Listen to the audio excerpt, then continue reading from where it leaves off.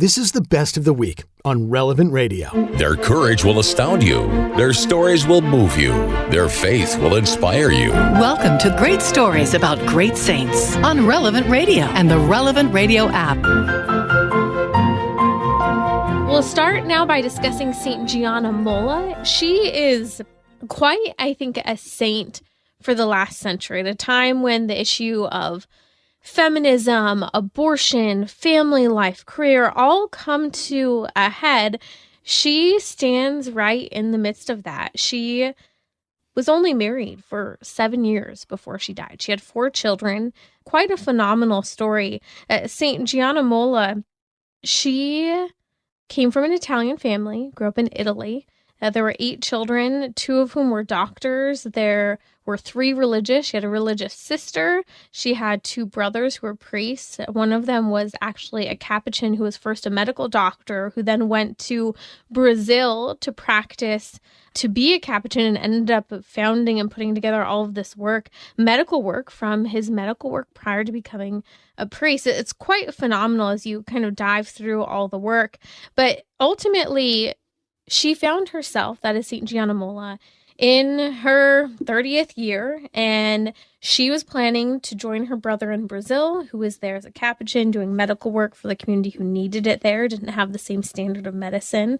And her friends, some of whom had been married, one of her dearest friends was about to get married, and she planned to go and spend some time in Brazil doing missionary work as a medical doctor. She had a full, very active practice. She specialized in pediatrics in particular, and she was leaving that behind. Her other brother, who was also a medical doctor, was going to be taking care of the medical practice while she was away in Brazil. But a short time, even just days before going to Brazil, she had always struggled a little bit with her health, and she came down with an illness that prevented her from ever making it to do missionary work in Brazil. It was a real challenging time of discernment for her. She'd already spent a lot of time, and if you think about it, back already as far as the 50s, in the season of, single in your 30s, also working professional as a medical doctor.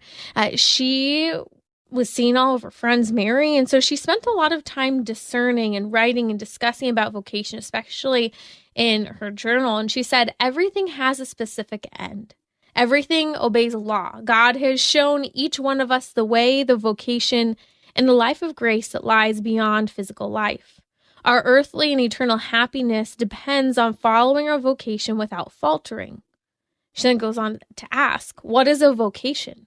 Is it a gift from God? It comes from God himself. Our concern then should be to know the will of God. So when discussing vocation, she's saying it's an act of obeying God's law. It actually leads to not just our eternal happiness, but also our earthly happiness. And if you ask what a vocation is, I think this is significant because some people think, vocation talks only for the priests and the religious sisters, but it's for all of us. It concerns the state in life we're in, the relationships we'll be in, the responsibilities we take on, and ultimately how we love those entrusted to our care. And so that's why she said, our concern is that we should know the will of God. And I think she spent a lot of years discerning and desiring to serve God. She thought it was going to be in Brazil. She was headed that way. Sickness prevented that. And then here she is in her early 30s, all the way up to 32, still single and unmarried, and wondering what that looks like. And then her husband, the man who became her husband, who she had kind of come across here and there for a couple of years.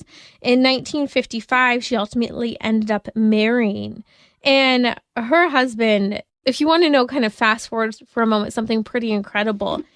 At St. Gianna Molla's canonization in 2004 by Pope St. John Paul II, just 20 years ago, her husband was at the canonization.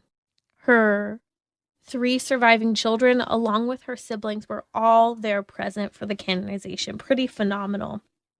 So St. Gianna Molla went on to have 2 children, and at that time she was still navigating a full medical practice, 2 children.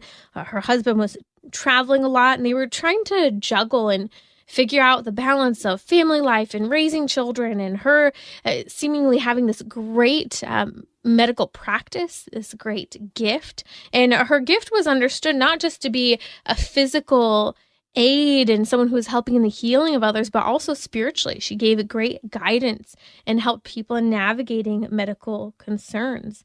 It was a full-time pediatric specialist that she worked as, along with seeing a plethora of patients. And her husband, at one point after they had their first 2 children, and he was traveling a lot, they weren't seeing each other very often, started to say, well, maybe what if we shut down your medical practice? And it was something that she and her husband, Pietro, really had to discern and kind of lean back and forth on. And she got to the point of being detached and saying, okay, I'm willing to do so. And at the same time, he had to come to the point where he's realizing and seeing in the work that she's doing that she has a calling and a mission that's both physical and helping to physically heal people, but also spiritual and aiding the patients in her practice. And so they were perpetually in this state of discernment as this work that she was doing was pulling away from family time. And I think that while I can't say a solution and speak entirely into that situation, I think each is their own.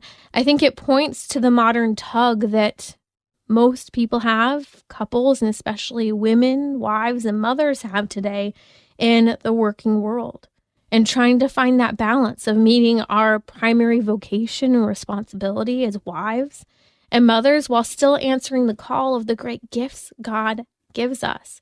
And how uneasy that can be at times in navigating where we should and shouldn't be, seasons that need to end and seasons that need to begin at a specific time. And while St. Gianna per se isn't known specifically for being a saint due to her medical practice, what she is known for is for being a saint for her motherhood and the ultimate sacrifice that life would come to.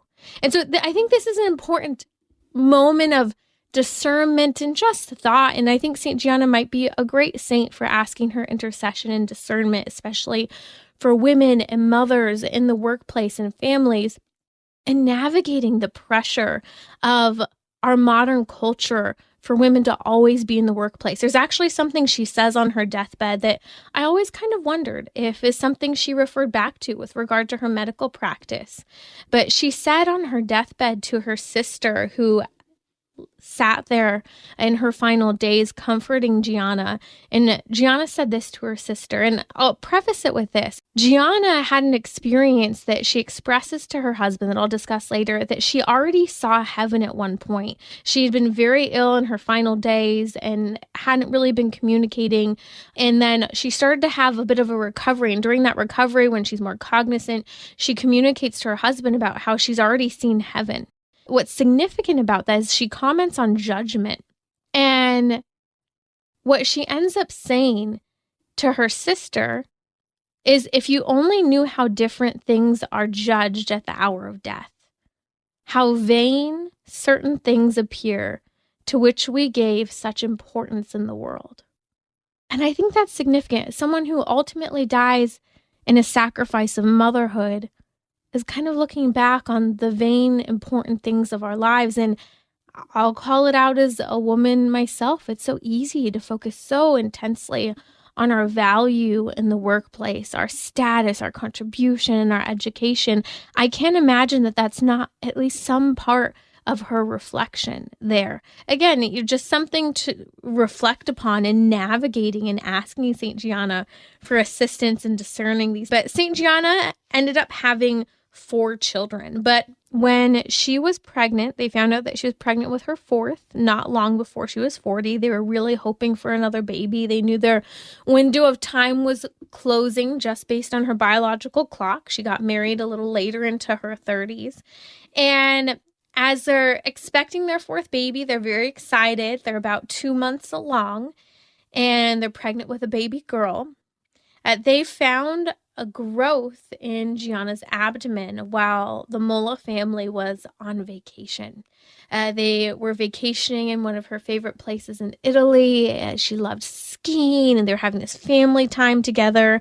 And they find the growth, and they were vacationing with some dear friends of theirs. And so they left their children with the friends immediately to go and seek medical assistance because the growth was so significant. They were concerned that it could impact and cause a problem for the baby. And her brother, her biological brother, was one of the overseeing physicians who helped in seeing her. Ultimately, they found out that she had a uterine fibroid, which was a tumor, and it was large enough to need to be removed and to impact both mom and baby. And she was advised and given 3 options. And I think you can imagine what one of those options was. One of the options was to have an abortion and have the fibroid removed. And part of the reason why this was an option was because it would leave her the opportunity to not have to have a hysterectomy. The other option was to have a hysterectomy, which would remove the fibroid with the uterus, and then with that, the baby would also be removed. Now, the abortion was out of the question for them because it was against her Catholic faith. She was a staunch Catholic. And the hysterectomy would, although the intention would be the removal of the hysterectomy, which would remove the fibroid, would also remove the baby. Now, in this, there would be no intentional killing of the baby, but the baby, being so early in the pregnancy, could absolutely not survive. And in this case, they needed to do something at that point in history as well with the medical capabilities that they have back in 1955.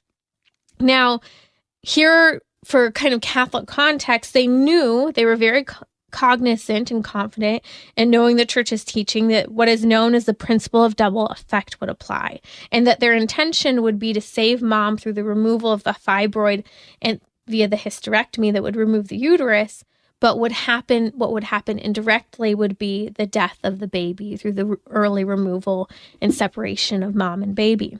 Now, I think this is an important distinction, especially because she gives us this model of understanding and seeing this as an option, because today so many people think abortion is medically necessary to save the life of the mother.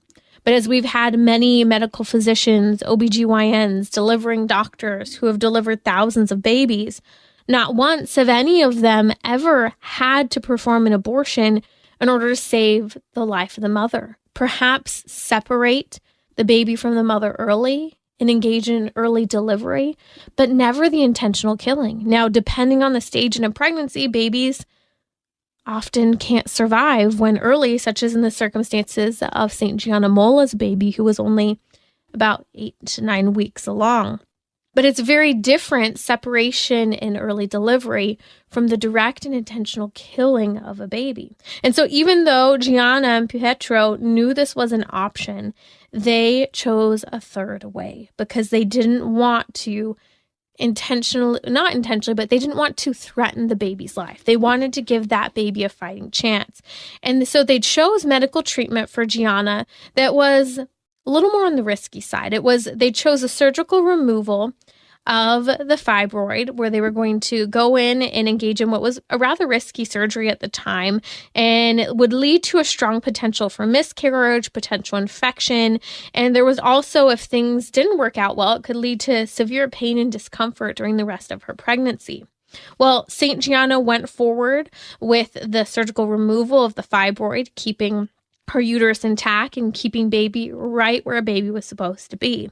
It was a very successful surgery, and she was able to continue the next 7 months of her pregnancy. There was no rupture, there was no miscarriage, everything came out totally fine. Now, what happened is she continued the pregnancy healthy, and in 1962, just kind of giving a little bit of context, all of her pregnancies were rather difficult. She struggled with hyperemesis, which is a severe condition that many women experience, very common in my family as well, to have a lot of nausea, to have a difficult time keeping anything down, and a difficult time staying hydrated. Often women have to be hospitalized to maintain hydration. And it just makes it very difficult, and it lasts through all 9 months of the woman's pregnancy. And this was the case for Gianna. And in fact, all of her babies came quite late. I'm not just talking a couple days late, but a couple weeks. I think one of her children actually came almost 20 days late. And so she ended up with her fourth because things were not progressing as quickly as they hoped. Her water had broke. They ended up pushing her to have a C-section because they thought this was the best choice, especially since she had already had the past surgery for the fibroid.